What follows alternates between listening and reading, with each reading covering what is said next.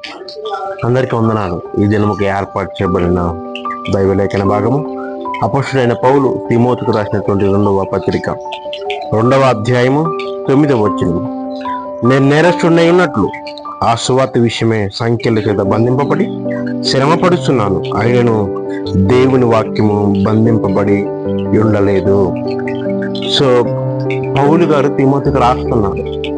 Timothy, నా కుమారుడైనటువంటి Timothy ఏమంటున్నాడంటే, నేను నేరస్తుడై ఉన్నట్లు ఈ సువార్త విషయమే సంఖ్యల చేత బంధింపబడి ఉన్నాను, కానీ దేవుని వాక్యము బంధింపబడి ఉన్నది.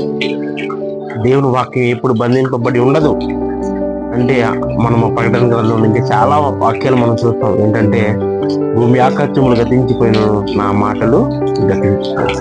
దేవుని వాక్యము ఎప్పటికీ గతించుకోదు. ఈ వాక్యము శరీరధారి కృపా సత్య సంపూర్ణ మన మధ్య నివసించింది. ఎంత గొప్ప ధన్యత అంటే, ఇక్కడ అంటున్నాడు కదా, ఈ యొక్క వాక్యము బంధింపబడి ఉండలేదు. మనుషులు సువార్త చేసేప్పుడు చాలా మంది బంధించబడి ఉన్నారు. పౌలు గారు బంధించబడి ఉన్నారు. స్టెఫెన్ రాళ్ళతో కొట్టబడి చంపబడ్డారు.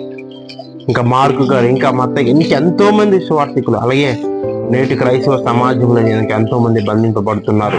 కానీ దేవుని వాక్యము బంధింపబడడం అసాధ్యము, అసంభవం అన్నటువంటి విషయాన్ని మనం జ్ఞాపకం. ఈ యొక్క వాక్యము బంధింపబడలేదు. సో ఈ వాక్యం ఈరోజు నీ చేతికి వచ్చింది. ఈ వాక్యం ఈరోజు నీకు స్వేచ్ఛగా దేవునికి ఇచ్చారు. మంచిగా చదువుకుని వాక్యంలో ఉన్నటువంటి సత్యాలను నేర్చుకుని దాని ప్రకారంగా జీవించి దేవుని యొక్క వరాన్ని, దేవుని యొక్క కృపను పొందుకో. అటువంటి కృప పరిశుద్ధాత్మ దేవుడు మనందరికీ తోడైంది నడిపించి జీవించి ఆచరించును గాక. ఆమేన్. ఆమేన్.